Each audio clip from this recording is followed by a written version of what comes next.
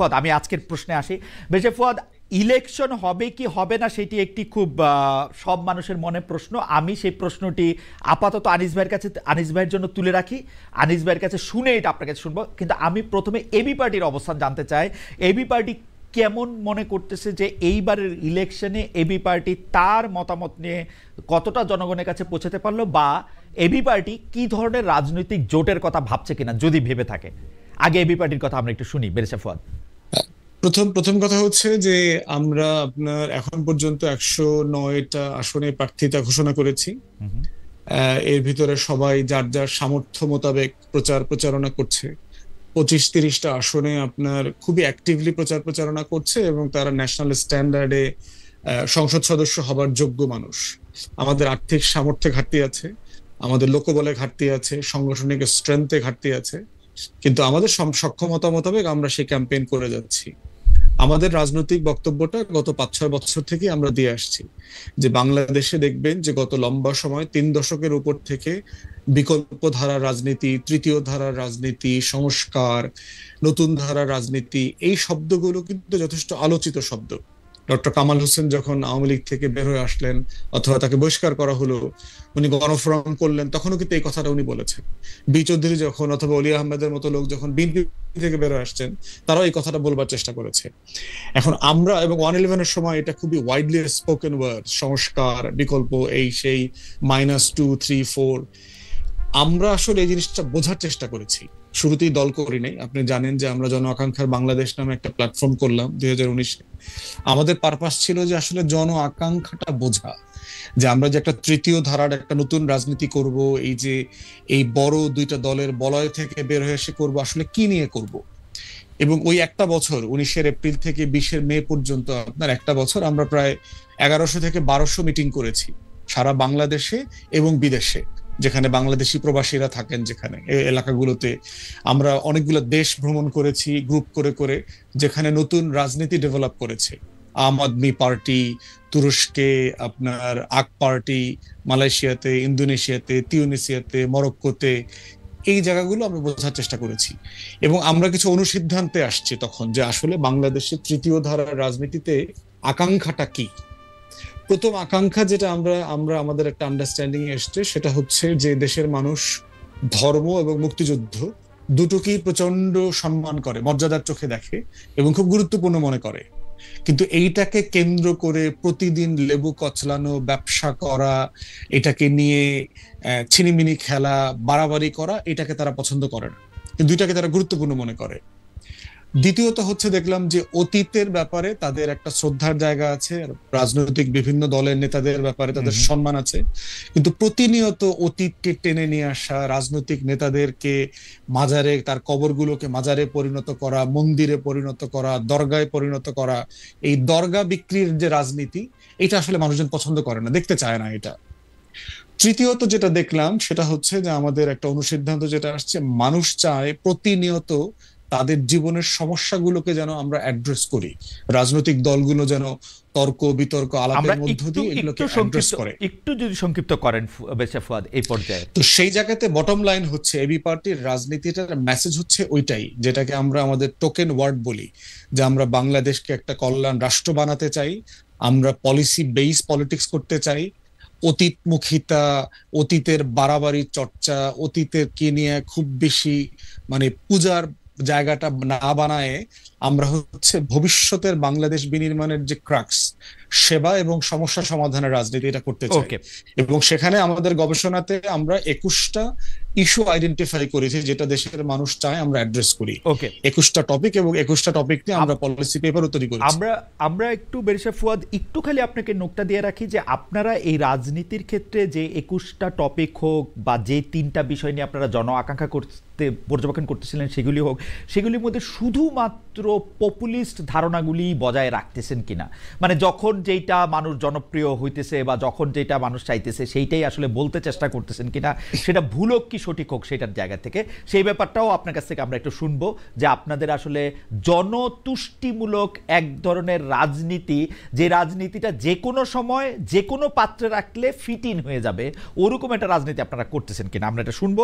তার আগে আমরা একটু আনিস ভাইয়ের কাছে যাই। আনিস ভাই, নানা কারণে, মানে বাংলাদেশে একটা ভূমিকম্প হইলেও প্রথম প্রশ্নটা আসে ইলেকশন ঠিকমতো হবে কিনা, বাংলাদেশে বেগম খালেদা জিয়া যদি অসুস্থ হন তৈলেও প্রথম প্রশ্নটা আসে ইলেকশন ঠিকমতো হবে কিনা, তারেক সাহেব দেশে না আসলেও প্রথম প্রশ্নটা আসে ইলেকশন ঠিকমতো হবে কিনা, একটা আর্মিতে 3টা অফিসার বদলি হইলেও এই প্রশ্ন আসে ইলেকশন ঠিকমতো হবে কিনা, বিডিআর এর মামলার রায় হইলেও প্রশ্নটা আসে ইলেকশন ঠিকমতো হবে কিনা। আমি পার্সোনালি ইলেকশন ঠিকমতো হবে এর বাইরে কিছুই দেখি না। আপনি কি দেখেন? আপনাকেও আমি নির্বাচন নিয়ে সংশয় জানাতে দেখি, এটার কারণটা কি আসলে, মানে কেন নির্বাচনে আপনি সংশয়? আনিস ভাই, আপনি বলতে শুরু করার আগে আমি একটু, আমাদের একজন দর্শক, উনি তার নাম লিখেছেন দান্তে 3311, তিনি বলেছেন ভাই সাংবাদিকদের আমাদের সমালোচনা করতে পারবো না কেন? সারা পৃথিবীতেই সাংবাদিকদের সমালোচনা করা যায়, এখন আপনাদের সমালোচনা সাধারণ মানুষ করতে পারবে না? ইউনুসকে সমালোচনা করেন আপনারা, কিন্তু আপনাদের করা যাবে না। অবশ্যই সাংবাদিকদের সমালোচনা করা যাবে, আমরাও সারাদিন সাংবাদিকদের সমালোচনা করি, কিন্তু সাংবাদিকদের সমালোচনার পাশাপাশি গালিও দেওয়া যাবে কিনা বা কাউকেই গালাগালি করা যাবে কিনা সেটাও আপনি একটু ভাইবা দেখবেন। ভাই আপনার নাম যেহেতু দান্তে, যাই হোক, আমি একটু আনিস ভাই আপনার কাছে আসি যে আনিস ভাই, আপনার এত সংশয় এবং আপনার সহ সারা বাংলাদেশের মানুষের এত সংশয় কেন ইলেকশনটা নিয়ে? ইলেকশন নিয়ে আসলে হইতেছে কি? ধন্যবাদ খালেদ। তার আগে আমি জাস্ট একটা ছোট করে ফুয়াদ যে বিষয়টা বললো যে গণজাগরণ মঞ্চ ছিল একটা মব, এই যে মব, বর্তমান মবের সাথে যে গণজাগরণকে মিশিয়ে ফেলা, আমি জাস্ট তথ্যগত বা চিন্তাগত একটা পার্থক্য যে আছে সেটা একটুখানি বলি। সেটা হচ্ছে যে গণজাগরণ কখনো মব ভায়োলেন্স ছিল না, বা শাপলা চত্বর যেটা ছিল সেটা মব ছিল না, এগুলো ছিল প্রেসার গ্রুপ। তারা তাদের নির্দিষ্ট একটা দাবি নিয়ে সরকারের বিরুদ্ধে দাবি পেশ করেছে। গণজাগরণ কি জন্য দাবি পেশ করেছিল? কাদের মোল্লার যে ফাঁসির আদেশ দেওয়া হয়নি সেটা যাবজ্জীবন দেওয়া হয়েছিল, এবং সেখানে সরকারের আপিল করার সুযোগ ছিল না, যাতে আপিল করার সুযোগ দেওয়া হয় এবং তাকে আপিল করার সুযোগ দেওয়া হয়, এবং তাদের ডিমান্ড ছিল যে সেই আপিলে যাতে তার ফাঁসির রায় কার্যকরার কোনো ব্যবস্থা হয়, সেটাই ছিল। গণজাগরণ যদি মব হতো তাহলে আপনি জাস্ট একটু খেয়াল করে দেখেন, তার 100 গজ দূরে ছিল গোলাম আজমের আস্তানা বলবো না, আমি বলবো যে গোলাম আজমের অবস্থান। গোলাম আজম পুরো সময়টাই পিজি হাসপাতালে ছিল। আপনি তখন ঢাকায় শহরেই ছিলেন, আপনার কি মনে হয়েছে এর থেকে বড় জমায়েত বাংলাদেশে কোথাও ছিল? এর থেকে বড় শক্তি কোথাও ছিল? কারণ বাংলাদেশের সমস্ত রাজনৈতিক নির্দেশনা, সমস্ত রাজনৈতিক দলগুলো এক্সেপ্ট 2-1টা রাজনৈতিক দল, বিএনপি সহ, এবং বিএনপি পার্সোনালি তারা না নিলেও তাদের অনেক সমর্থক এটা সমর্থন করেছে। তো সেই অবস্থায় তারা যদি উদ্যোগ নিত যে গোলাম আজমকে আমরা এখান থেকে এনে ফাঁসি দিয়ে দেব, সেটাকে অসম্ভব কিছু ছিল, কারণ এত বড় শক্তি ছিল। তো গণজাগরণ যদি মব হতো তাহলে সেটা করতো। এই যে আমি আরেকটা উদাহরণ দিই, কয়েকদিন আগে যে আবির ভাই, এই ছেলেপেলেরা যে আওয়ামী লীগকে নিষিদ্ধ করলো এবং শাহবাগে এসে যে দাবি জানালো, সেটা কি মব ছিল? না, মোটেই সেটা মব ছিল না, সেটাও ছিল প্রেসার গ্রুপ। তারা সরকারের উপর তাদের দাবিটা পেশ করেছে, তারা সেই অনুযায়ী সরকার বাধ্য হয়েছে। আনিস ভাই, আমার কাছে মনে হয় যদি আমরা সংজ্ঞার দিক দিয়ে আমরা এই বিতর্কটা চালু রাখি, তাইলে আসলে মব, প্রেসার গ্রুপ এগুলি নিয়ে আমরা একদিন আলাদা করে নিশ্চয়ই আমরা কথা বলতে পারবো। না, আমি এখানে শেষ করে দিয়েছি যে মব এবং প্রেসার গ্রুপের পার্থক্যটা বোঝার জন্য আমার মনে হয় যে অনেকে আপনার ডেফিনিশনের সাথে একমত নাও হতে পারেন আনিস ভাই, মানে আপনি হতে পারে না, আমি আমারটা যেটা মনে করি সেটা বলছি। জি জি। এখন ইলেকশন, যেটা হচ্ছে যে এই ইলেকশন নিয়ে কেন সবার সন্দেহ, আপনি যথার্থই বলেছেন যে উদাহরণগুলো হয়েছেন, যা কিছু হোক সবার সন্দেহ হচ্ছে ইলেকশন হবে কিনা। আজকে একটা রাজনৈতিক দল এই ম্যানিফেস্টো ঘোষণা করার, ম্যানিফেস্টো না, এটা কি বলবো, এই যে শিডিউল ঘোষণা করার ক্ষেত্রে আপত্তি জানিয়েছে। এখন তাতেও মানুষ সন্দেহ করছে যে ডক্টর ইউনূস কি তাহলে নির্বাচন পিছিয়ে দিয়ে আবার 5 বছর থাকার প্ল্যান করছে কিনা। এই ধরনের আশঙ্কার 2টা কারণ আছে। প্রথমত হচ্ছে এটা একটা ইনক্লুসিভ ইলেকশন হচ্ছে না। ইনক্লুসিভ ইলেকশনের কথা যখনই আমি বলি তখন মনে করে যে অনেকের গা জ্বালাপালা করে। ভাই, বাস্তবতাটা হচ্ছে যে ইনক্লুসিভ ইলেকশন হচ্ছে না। একটা রাজনৈতিক দলকে বাদ দিয়ে কিংবা ওই রাজনৈতিক দলের জোট সমর্থক যারা ছিল, জোটে যারা ছিল, তাদেরকে বাদ দিয়ে একটা ইলেকশন হচ্ছে। এখন যেহেতু ওদেরকে বাদ দিয়ে একটা ইলেকশন হচ্ছে, সাধারণ মানুষের মধ্যে একটা ভাবনা আছে যে এই ইলেকশন কতদিন টিকবে, ইলেকশন হতে পারে কিনা, আমেরিকা এখানে হস্তক্ষেপ করবে, ভারত এখানে হস্তক্ষেপ করবে, দোহাতে এটা মিটিং হচ্ছে, এই জাতীয় একটা জল্পনা কল্পনা মানুষের মধ্যে থাকে। সেই একটা এই জায়গায় কি একটা ছোট প্রশ্ন করতে পারি? আপনি বলছেন একটা রাজনৈতিক দলকে বাদ দেওয়া হয়েছে, আমি যদি ধরে নিই এই রাজনৈতিক দলটার নাম আওয়ামী লীগ, সেই আওয়ামী লীগ কি একবারও বলছে ওরা এই নির্বাচন করতে চায়? আওয়ামী লীগ কি এইটা কোর্টে, আওয়ামী লীগ কি কোর্টে এটা ট্রাই করছে? আমি বলছি যে কোর্টে এটা ট্রাই করছে তারা চায় নাকি? তারা বিভিন্ন সময় বলেছে না, তারা বলছে যে এই সরকার পরিবর্তন করে তারা তত্ত্বাবধায়ক সরকার আমলে নির্বাচন চায়, ইউনূস সরকারের অধীনে নির্বাচন করতে তারা চায় না। কিন্তু কথা হচ্ছে যে আমরা কেন সুযোগ দিচ্ছি না? আমাদের কথা হচ্ছে শেখ হাসিনার আমলে যে সমস্ত নির্বাচনগুলো হয়েছিল সেগুলো কলঙ্কিত ছিল কেন? তারা নিজেরা নির্বাচন করেছে, রাতের ভোট করেছে, তারা মানুষ স্যাটিসফাইড হয়নি তাদের ভোটে। কিন্তু বর্তমান সময়ে যে নির্বাচনটা হতে যাচ্ছে, যেটা আমরা আবার ইতিহাসে সাক্ষী হতে যাচ্ছি, সেই নির্বাচনটা হতে যাচ্ছে কিছু রাজনৈতিক দলকে কমপ্লিটলি মাইনাস করে। সেই মাইনাস তারা নিজের ইচ্ছা হচ্ছে না, তাদেরকে আমরা নিষিদ্ধ করে রাখছি। শেখ হাসিনার সাথে পার্থক্য এই জায়গায়, শেখ হাসিনা আপনাকে নিষিদ্ধ করে নাই যে ইলেকশন করতে পারবেন না, কিন্তু এই আমলটা হচ্ছে যে না, শেখ হাসিনার দল 14 দল জাতীয় পার্টি এরা নির্বাচন করতে পারবে না, কিংবা 14 দল বা জাতীয় পার্টি যে করতে পারবে সেটাও বড় গলায় বলছে না, এবং আবার তাদেরকে হুমকি দেওয়া হচ্ছে তারা যদি নির্বাচনে আসে তাহলে খারাপ হবে। তার মানে হচ্ছে যে একমাত্র শুধু আওয়ামী লীগ নয়, আরো বিভিন্ন রাজনৈতিক দল নির্বাচন করতে পারবে কি পারবে না এই অনিশ্চয়তার মধ্যে রয়ে গেছে। আমি ধরে নিচ্ছি তাদেরকে ছাড়াই ইলেকশন হচ্ছে, কিন্তু বাস্তবতার সাথে আমাকে বলতে হবে যে এই নির্বাচনটা যেটা হতে যাচ্ছে সেটা এই যেহেতু ইনক্লুসিভ হচ্ছে না, সেই জন্য মানুষের মধ্যে একটা আশঙ্কা আছে। আর দ্বিতীয়ত হচ্ছে যে এই ইলেকশনটা হতে যাচ্ছে বিএনপি ভার্সেস জামায়াতে ইসলামী, প্লাস জামায়াতে ইসলামের A party, B party, C party বা B team, A team, C team, যার মধ্য থেকে ফুয়াদের রাজনৈতিক দলটা সেটাকেও একটা বি টিম, সি টিম হিসাবে ধরা হয় জামাতে ইসলামের। তো এমন একটা পরিবেশে যে নির্বাচন হতে যাচ্ছে সেটা সাস্টেনেবিলিটি কতটুকু থাকবে, তারা আসলে কয়দিন ক্ষমতায় থাকতে পারবে সেটা নিয়ে আশঙ্কা করছে মানুষ। ধরে নিয়েছে যে এই নির্বাচনে যারা নির্বাচিত হোক, হয় জামাতে ইসলামী জিতুক কিংবা আওয়ামী লীগ বিএনপি জিতুক, 6 থেকে 7 মাসের মধ্যে এই যারা বিরোধী দলে থাকবে সরকারের পরিবর্তন আনার জন্য, সরকার বিরোধী আন্দোলন করার জন্য তারা আওয়ামী লীগকে ডেকে আনবে এবং আওয়ামী লীগের সাথে জোটবদ্ধ হয়ে এরা আন্দোলন করবে। সেই জন্য মানুষের মধ্যে আশঙ্কা যে আসলে এই নির্বাচন হতে যাচ্ছে কিনা। আপনি যেটা বললেন, আপনি যেমন একটা মিনিট আমি শেষ করে দিচ্ছি, আপনি যেমন চিন্তা করেন না যে নির্বাচন হচ্ছে কি হচ্ছে না, আমারও মনে হচ্ছে যে নির্বাচন হতে যাচ্ছে এবং ডক্টর ইউনূস এই নির্বাচন করেই বিদায় নেবেন, এবং এটা কোনো সন্দেহ নাই যে ফেব্রুয়ারিতে নির্বাচন হতে যাচ্ছে। আনিস ভাই, আপনি শেষ করেন না, আপনি খালি একটু সময় দেন। আপনার থিসিসটা নিয়ে আমি একটু ব্যারিস্টার ফুয়াদের পয়েন্ট একটু শুনি, কারণ ব্যারিস্টার ফুয়াদের পয়েন্ট মানে প্রশ্নে আমি একটু পরে যাই।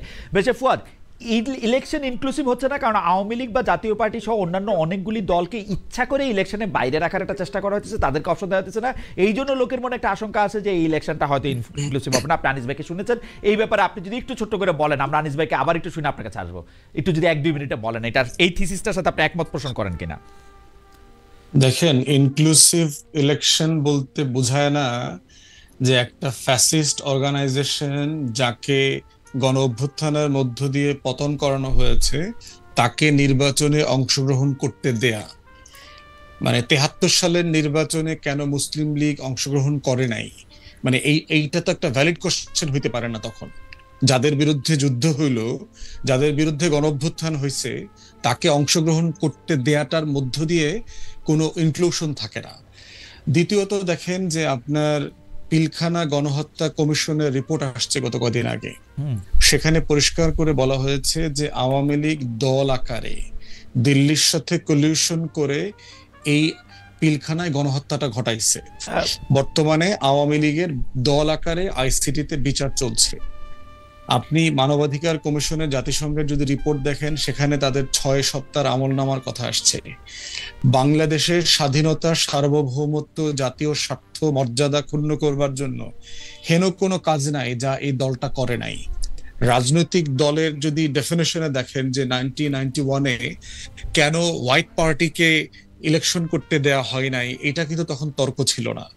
1945-এর অনওয়ার্স নির্বাচনে জার্মানিতে নাৎসিদেরকে কেন ইলেকশন করতে দেয়া হয়নি, অথবা ইতালিতে আমার মনে হয় ব্যারিস্টার ফুয়াদ আমি আপনাকে প্রশ্ন হইতে পারে না, যে প্রশ্ন হইতে পারে না জায়গা থেকে আমি আপনাকে কয়েকটা প্রশ্ন করি। গণ অভ্যুত্থানের কথা আপনি বলেছেন, গণ অভ্যুত্থানের মধ্যে আওয়ামী লীগ আউটস্টেড হয়েছে। গণ অভ্যুত্থানের মধ্যে কখনো আমি এইটা দেখি নাই যে আওয়ামী লীগকে রাজনীতি করতে দেওয়া হবে না, এটা গণ অভ্যুত্থানের দাবি ছিল।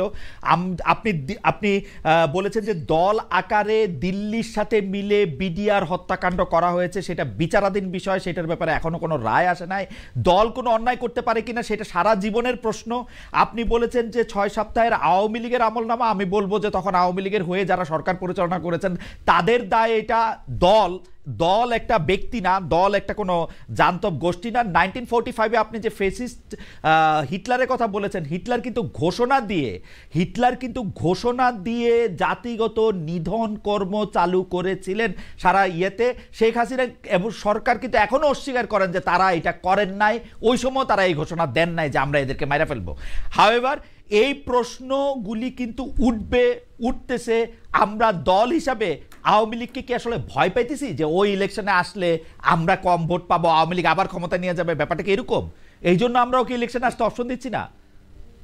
না, এটা নির্বাচনের প্রশ্ন না। এটা প্রশ্ন হচ্ছে যে আপনার গণ অভ্যুত্থান পরবর্তী যে বাংলাদেশ বিনির্মাণের আলোচনা আসছে, নিউ পলিটিক্যাল সেটেলমেন্ট, সেই নিউ পলিটিক্যাল সেটেলমেন্টে আওয়ামী লীগের এক্সিস্টেন্স থাকতে পারে না। কারণ নতুন বাংলাদেশ বিনির্মাণের যে আকাঙ্ক্ষার কথা আসছে সেটা অ্যাবসলিউটলি তার অস্তিত্বের বাইরে থেকে বিনির্মাণের প্রশ্ন আলোচনা হতে হবে। কারণ এটা আমাদের সার্বভৌমত্বের কোশ্চেন, যে গত 16-17 বছর যারা মুক্তিযুদ্ধের আকাঙ্ক্ষা থেকে শুরু করে বাংলাদেশের সংবিধান, আমাদের রাজনীতি এবং গণতান্ত্রিক মূল্যবোধের যে ন্যূনতম জায়গাগুলো, তার প্রত্যেকটা জিনিস ধ্বংস করে দিয়েছে। তো যে বাংলাদেশের নির্বাচন ব্যবস্থা ধ্বংস করে দিয়েছে, যে বাংলাদেশের গণতন্ত্র ধ্বংস করে দিয়েছে, যে বাংলাদেশের সাংবিধানিক কাঠামো ধ্বংস করে দিয়েছে, তাকে সেই সংবিধান মোতাবেক তার অধিকারকে স্বীকৃতি দিয়ে ইনক্লুড করবার জায়গাটা কোথায় আসে? সে তো পলিটিক্যাল পার্টির ডেফিনেশনে পড়ে না, তাকে তো একটা পলিটিক্যাল পার্টি আকারে ডেফিনেশনে আসতে হবে। না, সেই ডেফিনেশনটা তারপরে দেখেন এই আলোচনাটা কখন আসতে পারে। সেই ডেফিনেশনটা তো বেরিয়েছে ফদ, আপনি ঠিক করে দিবেন না, সেটা কোর্ট বলে দেখ আওয়ামী লীগ একটা পলিটিক্যাল পার্টির ডেফিনেশনের মধ্যে পড়ে না, আওয়ামী লীগ একটা নিষিদ্ধ দল না। সেটা এই জন্য তো আমরা, কিন্তু তার আগ পর্যন্ত আপনি এটা কি করে বলেন? ব্যক্তির দায় আপনি দলকে কি করে দেন? আসলে এটা আপনি পারেন কিনা একজন জুরিস্ট হিসেবে আপনি এটা বলেন? পারি। কারণ হচ্ছে যে পারি, এটা পারি এই কারণে যে আপনি যদি এটা একটা বিচ্ছিন্ন কিছু লোক এটা করে থাকে, যেমন ধরেন আপনি আওয়ামী লীগকে চাঁদাবাজের দল আকারে স্বীকৃতি দেবে কিনা, এইটা আপনি দিতে পারবেন না, কারণ আওয়ামী লীগের লোকজন চাঁদাবাজি করছে। কিন্তু পুরো দল কাঠামো আওয়ামী লীগের ধরে ধরে চাঁদাবাজি করছে, এইটার সাফিসিয়েন্ট প্রমাণ দেয়া যাবে না। কিন্তু আপনি গণহত্যার সাথে জড়িত, গত 16 বছরে গুম খুনের সাথে জড়িত, তার এই পুরো কাঠামো, তার দলের নেতৃবৃন্দ রাষ্ট্র কাঠামোকে ব্যবহার করে কিভাবে কাজগুলো করেছে, এইটা গুম কমিশনের রিপোর্টে উঠে আসছে, এটা পিলখানা গণহত্যার কমিশনের রিপোর্টে উঠে আসছে, এটা আইসিটির যে শুনানি হয়েছে শুনানিতে উঠে আসছে, যে পুরো কাঠামো কিভাবে জড়িত এটার সাথে। ইভেন আপনার দেখেন এই যে শুট অন সাইট, আপনি আইসিটি ওয়েল আমার কাছে মনে হয় যে আপনি যেগুলি কথা বললেন সেখানে হচ্ছে দল হিসাবেও দায় দেয়া যায়, সে ব্যাপারে জনাব আনিস আলমগীর আপনি কি আপনি শেষ করে দিই। গণভবনের সর্বশেষ যে 14 দলীয় মিটিং হয়েছে, যেই মিটিং এর মধ্য দিয়ে আপনার মিলিটারি ডিপ্লয় করা হলো, কারফিউর মতো করে সিচুয়েশন জারি করা হলো, মোবাইল শাটডাউন করা হলো, shoot on site policy declare করা হলো, এটা কি? এটা জেনোসাইড না? এটা একটা এক্সটারমিনেশনের মতো করে আপনি ছোট। আপনি আমাকে যদি ডেভিলস অ্যাডভোকেট হওয়ার পারমিশন দেন তাহলে আপনাকে কিন্তু তখন বলতে হবে, তখন পোশাকে থাকা লোকজন মারা যাচ্ছিল, কিন্তু পোশাকে থাকা লোকজন যখন মারা যায়, আপনার সরকার, আপনি যখন রাষ্ট্রপ্রধান হবেন, আপনি যখন সরকার প্রধান হবেন, তখন আপনি পোশাককে কিন্তু আপনি প্রোটেক্ট করতে চাইবেন। কিন্তু আপনি আমার এই বক্তব্য অনেক অজনপ্রিয় হইতে পারে, কিন্তু আমার তো কিছু বলার নাই। আপনি যখন পোশাককে, আপনি দেখেন পোশাকধারী কতজন মারা গেছেন। আমি র্যাবের ডিজিকে ইন্টারভিউ করতে গিয়ে জানলাম 47 জনকে উনি কবরস্থ করেছেন, পোশাকধারী পুলিশ, যাদের গ্লাসও কেউ নিতেছিল না, ঠিক না? সেটা তো একটা অন্য সিচুয়েশন। আপনি সেই সিচুয়েশন, আর সেই সিচুয়েশনকে আপনি একজন জুরিস্ট হিসেবে আপনি একটা বলেন যে এইটাকে আপনি গণহত্যার আপনি সংজ্ঞা দিতে পারেন, ইটস আপ টু ইউ। কিন্তু ঘটনা হইতেছে যে এর জন্য আপনি দল ইলেকশন করতে পারবা না, এটার মধ্যে যাইতে পারবা না, এটা আপনি আসলে বলতে পারেন? হ্যাঁ পারি তো, কারণ দলটা তো এই পুরো কাঠামো তো এটার সাথে ইনভলভ হয়ে গেছে। 14 দল মিলে তো এই মিটিংটা করেছে। অতএব এটা তো শুধু হাসিনা একা করে নাই, রাষ্ট্র কাঠামোকে ব্যবহার করে। গণভবনের সর্বশেষ মিটিং তো 14 দল আকারে সিদ্ধান্ত নিয়েছে তারা মিলিটারি কারফিউ ডিক্লেয়ার করবে, তারা shoot on site policy enforce করবে, এবং তারা সেটা তারা এনফোর্স করতে পারে নাই। তো আপনার মনে থাকবে শুট অন সাইট কোনো পলিসি ছিল না, তার সেনাপ্রধানই বলছে তারা কাউকে গুলি করবে না। 1400 মানুষ তাহলে কেমনে খুন হইলো? 1400 মানুষের খুনের ব্যাপারটাও কিন্তু মানে আমার খুবই আফসোস যে আমি এই পক্ষ থেকে কথা বলতেছি। 1400 মানুষ খুনের যে কথা বলছে সেটার মধ্যে কিন্তু এটা অগাস্ট 14 তারিখ পর্যন্ত। আপনি দেখেন ওইটাও আমাদের খেয়াল করতে হবে কিন্তু। সুতরাং এত সহজে আপনি 1400 বলে ফেলেন না। কারণ হচ্ছে যে মানুষটা আহত 14 তারিখ হয়েছে, পর্যন্ত কিন্তু ঘটনা। হ্যাঁ এটা আমি ব্যাখ্যা আছে তো ভাই, যে মানুষটা গুলিবিদ্ধ হয়েছে 5 তারিখ পর্যন্ত, সে তো হাসপাতালে কাতরায় মারা গেছে 14 তারিখ। না এটা হাসপাতালের মৃত্যুর কেস না ভাই, আপনি আবার দেখেন, হাসপাতালের মৃত্যুর কেস না, পুরনো আহতর কেস না এটা। হাউএভার আমি একটু জনাব আনিস আলমগীরের কাছে আসি। জনাব আনিস আলমগীর, আপনার কাছ থেকে যাই হোক, আপনাকে বলার আগে আমি একটু বলে নিই, একজন কামাল হোসেন উনি বলছেন, পার্সোনালি আপনাকে অনেক পছন্দ করি বা ভালোবাসি খালেদ ভাই, কিন্তু আমার মনে হয় আপনার কথা এবং আচরণে মনে হয় উপস্থাপনা আপনি পার্সিয়ালিটি করেন। ওকে, সরি ভাই, আমি একটু হানিস ভাই আপনার কাছে আসি। ব্যারিস্টার ফুয়াদ যেটা বলতেছেন যে আসলে তো শেখ হাসিনা একজন ব্যক্তি মাত্র নন, একটি দলকে প্রতিনিধিত্ব করতেন, এবং আওয়ামী লীগের কোনো লোককে আমরা কিন্তু শেখ হাসিনার এই যে, আমি খালি জুলাই আগস্ট বলবো না, 15 বছর ধরে উনি যে দুঃশাসন চালিয়েছেন, আওয়ামী লীগের কোনো লোক আওয়ামী লীগের থেকে এটি বলেছেন, আওয়ামী লীগের কোনো কাউন্সিলে বলেছেন, অন্য কোনো সময় বলেছেন বা বলার চেষ্টা করেছেন, সেইটা পর্যন্ত তো আমরা দেখি নাই আসলে। তাহলে সেই ক্ষেত্রে সেই দলটা এটার জন্য কেন সাফার করবে না? সেটার জন্য শুধু ব্যক্তি কেন আমরা আওয়ামী লীগকে আরো বেয়ার করতে হবে? আমরা কেন এই আওয়ামী লীগকে বহন করে বেড়াবো? এটা কারণটা কি আসলে? ওকে, এই ক্ষেত্রে আমি বলি যে ফুয়াদ যে যুক্তি দেখাচ্ছে, যে সেই যুক্তি তাহলে আমার রাষ্ট্রে সমভাবে প্রয়োগ হতে হবে। আমি যখন 71-এর গণহত্যাকারী রাজনৈতিক দলটিকে এই ইলেকশনে অংশ নিতে দিচ্ছি, আমি যখন প্রমাণিত সত্য আমার চোখের সামনে আছে, যেভাবে তারা মেরেছিল, তারা আলবদর আলশামস করে এই দেশের বুদ্ধিজীবীদের হত্যা করেছে, সাধারণ মানুষদের হত্যা করেছে, সামরিক বাহিনীর সহায়তা করে নিরীহ মানুষকে হত্যা করেছে, আমাদের মা বোনদেরকে পাকিস্তানিদের হাতে তুলে দিয়েছিল, সেই রাজনৈতিক দলটা কি আমি 71-এর গণহত্যাকারীর এই রাজনৈতিক দলটি, তাকে সাজা না দিয়ে তাহলে ইলেকশনে দিতেছি, আবার 24-এর গণহত্যাকারী একটা রাজনৈতিক দলকে আমি নির্বাচনে দেব না, কোন যুক্তিতে বলি? সেকেন্ড প্রশ্ন হচ্ছে, আমি একটু বলবো আনিস ভাই, 71-এর গণহত্যাকারী, আমি শেষ করে দিচ্ছি, আমি শেষ করে তারপরে বলবো। নাৎসি পার্টির সাথে এখন তুলনা হচ্ছে আওয়ামী লীগের। সো ঠিক আছে, নাৎসি বাহিনীকে আদালতে একটা দুর্বৃত্ত দল হিসেবে প্রমাণ করে তারপর তাকে ব্যান করা হয়েছিল, এবং ইন্টারন্যাশনালি করা হয়েছিল। ইন্টারন্যাশনাল আদালত, বাংলাদেশে এমন একটা কোনো আদালতে সেটার কোনো বিচার হচ্ছে? আমার ইচ্ছে হলো আওয়ামী লীগ ইলেকশন করতে পারবে না, আওয়ামী লীগকে নির্বাহী আদেশে বন্ধ করে দিলাম। আওয়ামী লীগকে, সেটা তো হচ্ছে না। আওয়ামী লীগকে যদি তার কার্যক্রমের জন্য দল হিসাবে বিচার করতে হয়, তাহলে সেরকম পরিস্থিতি তৈরি করতে হবে, সেটা আদালতে আনতে হবে। তা আওয়ামী লীগকে নিষিদ্ধ করুক, আওয়ামী লীগ কার খালো, আমার কি, তোমার কি, বা অন্যের কার কি? আওয়ামী লীগ যদি দুর্বৃত্তের দল হয়ে থাকে তাহলে সাজা পাবে। কথা হচ্ছে আপনার বক্তব্য বুঝতে পারছি। আপনাকে যদি আমি প্রশ্ন করি, আপনি যেটাকে 71-এর গণহত্যাকারী দল বলছেন, সেই দলটিকে প্রথম ক্ষমা করেছিলেন বঙ্গবন্ধু শেখ মুজিবুর রহমান ট্রাইপ্যাট্রিয়ট এগ্রিমেন্টের মাধ্যমে 1973-তে। আমরা দেখেছি যে এই দলটিকে রাজনৈতিক পুনর্বাসনের সকল প্রক্রিয়া 1978, 79, 91 হয়ে 96-তে তত্ত্বাবধায়ক সরকারের বিরুদ্ধে যে পক্ষে যে আন্দোলন, সেই আন্দোলনের সামিল হয়ে শেখ হাসিনা সেটার মধ্যে থেকে অংশগ্রহণ করে, এমনকি আমরা যদি আরেকটু পিছনে যাই, 1991 সালে শেখ হাসিনা যাকে রাষ্ট্রপতি পদে মনোনয়ন দিয়েছিলেন, তাকে আমরা দেখেছি দোয়া নিতে সেটা যাইতে। সেইটার তো এখন আর এই প্রশ্ন নাই যে কেন গণহত্যাকারী একটি দলকে রাজনীতি করতে দেওয়া হবে। আওয়ামী লীগ তো এই প্রশ্ন কখনো তুলে নাই।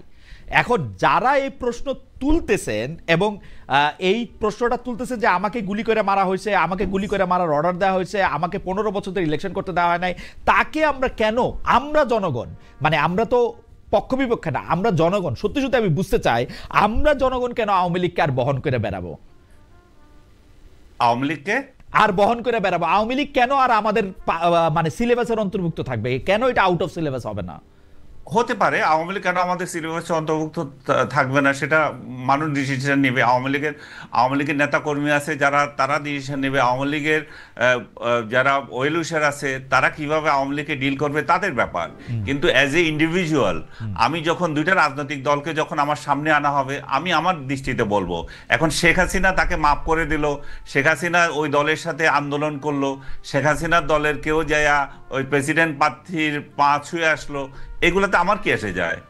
আমি তো আওয়ামী লীগের কেউ না, বা আওয়ামী লীগ কে ধারণ করার জন্য এখানে বসে নিয়ে কথা বলি নাই। অর্থাৎ আপনি আওয়ামী লীগ ন্যায়গত যদি জায়গা অন্যায় করে থেকে, থাকে, আপনি ন্যায়সঙ্গত আওয়ামী লীগ জায়গা যদি থেকে অন্যায় করে থাকে, সেই Right. অন্যায়কে আমি সাপোর্ট করব কেন? Okay. আমি কি তাকে গ্যারান্টি, আমি কি তাকে ওই ম্যান্ডেট দিয়েছি তোমার যা ইচ্ছা তা করবে? আমি তাকে যেমন ম্যান্ডেট দিই নাই, তেমনি গণহত্যাকারী ৭১ গণহত্যাকারী দলগুলোকে আমি ম্যান্ডেট দিচ্ছি না। এটা আমার ব্যক্তিগত অভিমত। রাইট, আমি একদম পরিষ্কার, জনাব আনিস আলমগীর তার একটি ন্যায়সঙ্গত জায়গা থেকে, উনার ম্যান্ডেটের জায়গা থেকে এটা উনি বলতেছেন, উনার বক্তব্য একদম পরিষ্কার এবং আমিও বুঝতে পেরেছি।